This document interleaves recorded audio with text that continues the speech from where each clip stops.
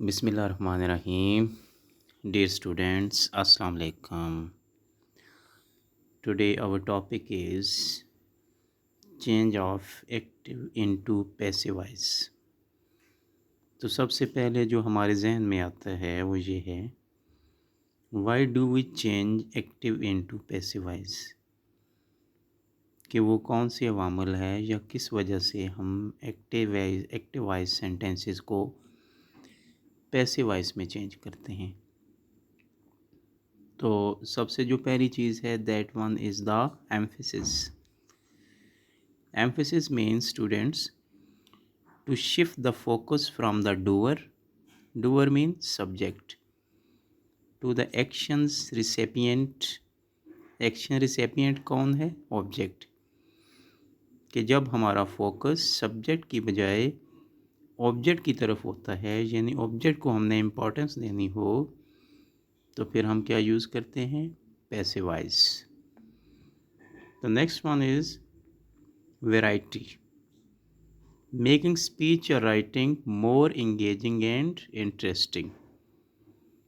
कि ज़ाहिर है जब हम एक सेंटेंस या कुछ अपने जो स्टेटमेंट है उसका कुछ हिस्सा हम एक्टिव वॉइस में लिख रहे हैं, लेकिन कहीं पे ऐसी चीज़ है जहाँ पर हम समझते हैं कि पैसिव वॉइस का यूज़ जो है वो उसको मोर ज़्यादा इंटरेस्टिंग और इफ़ेक्टिव बना देगा, तो उसमें हम क्या यूज़ करते हैं?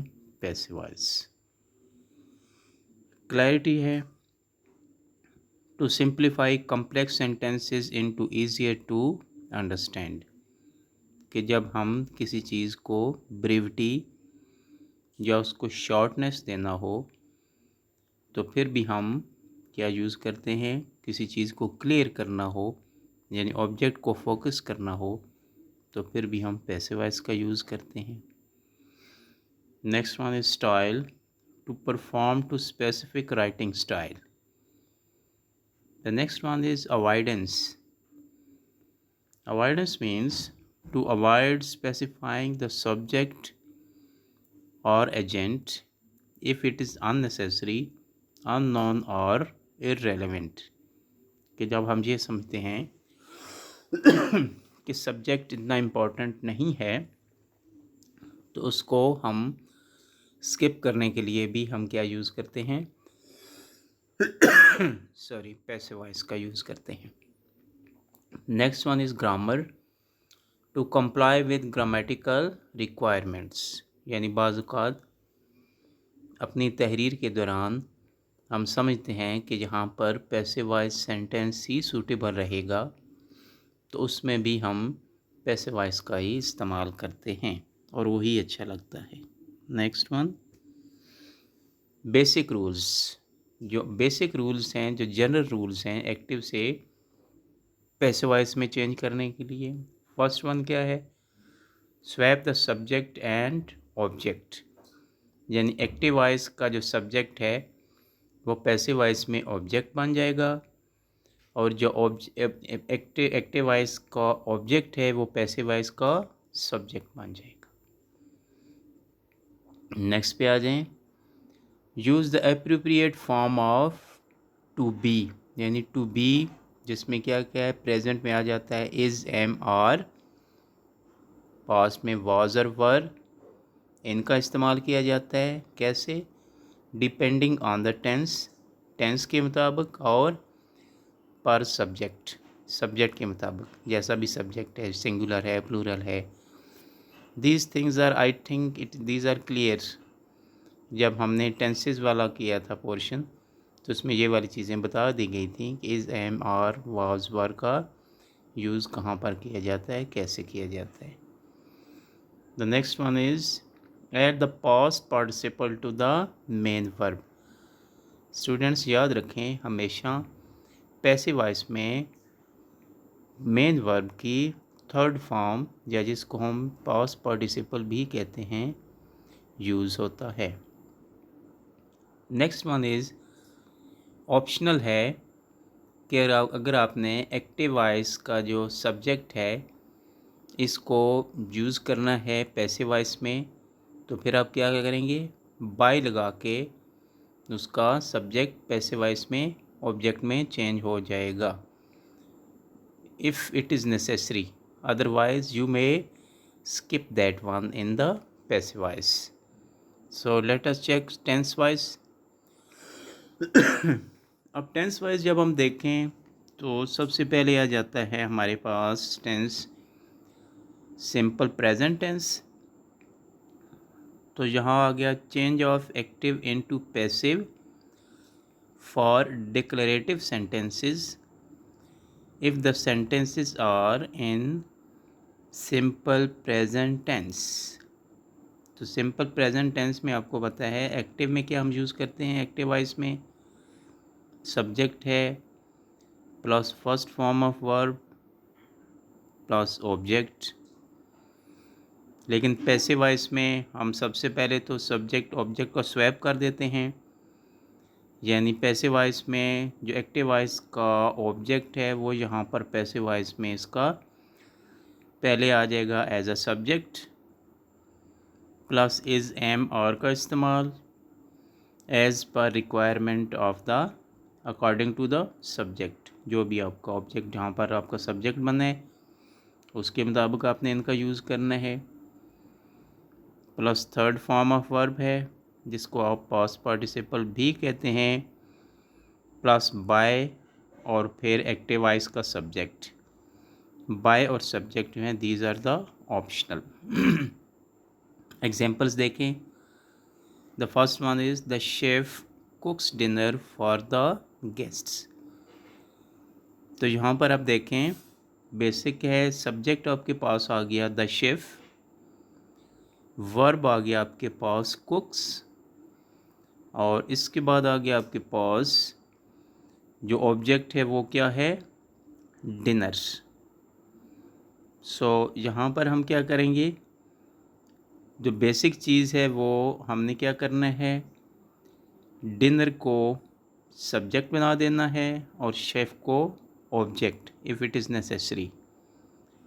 तो यहाँ पर लिखा हुआ है क्या आ गया हमारे पास, डिनर इज़ कुक्ड। कुक्स को हमने किस में चेंज कर दिया, डिनर सिंगुलर है सो इज़, और कुक की थर्ड फॉर्म आ गया आपके पास कुक्ड, डिनर इज़ कुक्ड। आगे कॉम्प्लीमेंट क्या आ गया, फॉर द गेस्ट्स।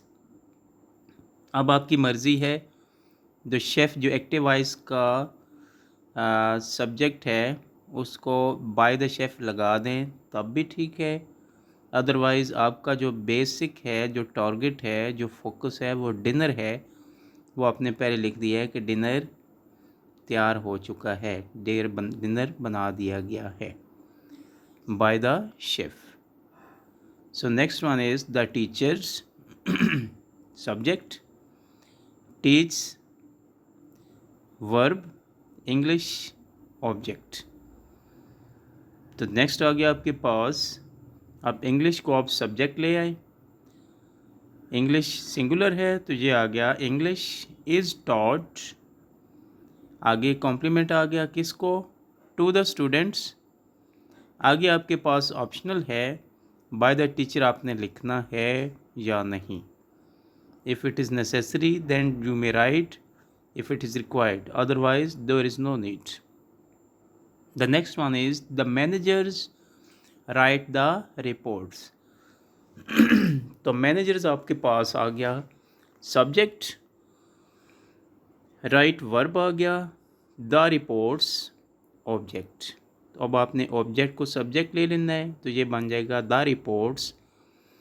अब रिपोर्ट्स क्योंकि प्लूरल में है सब्जेक्ट आ गया तो उनके साथ हम आर का यूज़ किया, राइट की थर्ड फॉर्म रिटन, और आगे ऑप्शन है आपके पास कि आपने सब्जेक्ट जो एक्टिव वॉइस का सब्जेक्ट है द मैनेजर्स, इसको आपने लिखना है तो फिर आ जाएगा by the managers. Next one, change of active into passive for negative sentences. अगर आपका टेंस जो है सेंटेंस वो किस में है, सिंपल प्रेजेंट में, तो एक्टिव में हम क्या करते हैं, सब्जेक्ट प्लस डू या डज का इस्तेमाल करते हैं, plus not, plus first form of verb plus object. तो पैसिव वॉइस में हम करते हैं ऑब्जेक्ट सबसे पहले आ गया, इज़, एम, और plus not plus third form of verb which is also called past participle plus by plus subject। Examples आ गया, द शेफ जो कि सब्जेक्ट है, does not cook dinner for the guests, तो इसका नेगेटिव आ जाएगा, dinner is not cooked for the guests by the chef. Next sentence, the teacher does not teach English to the students। So इसका passive voice आ गया, English is not taught to the students by the teachers। Next sentence, the managers do not write the reports। So passive voice आ गया, the reports are not written by the managers। So change of active into passive for interrogative sentences if the tense is simple present।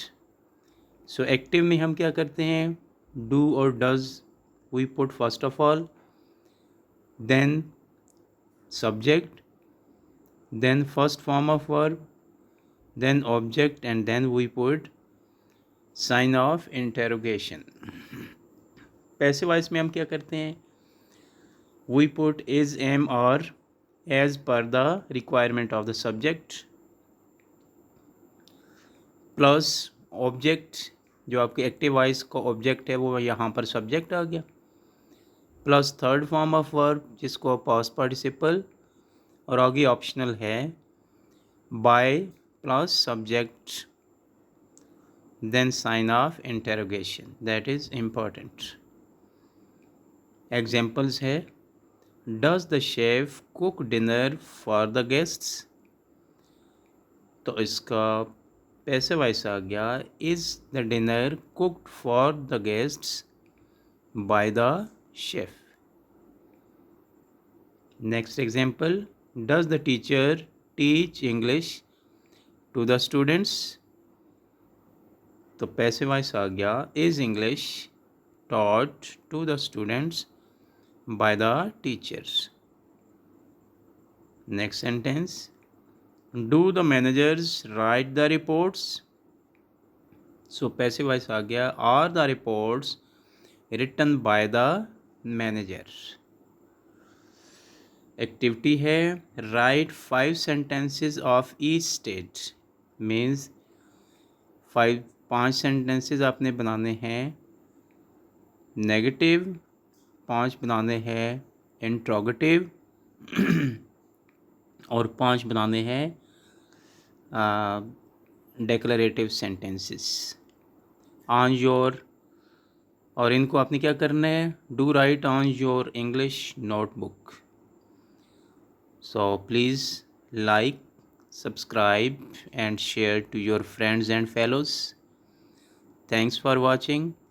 अल्लाह हाफिज़।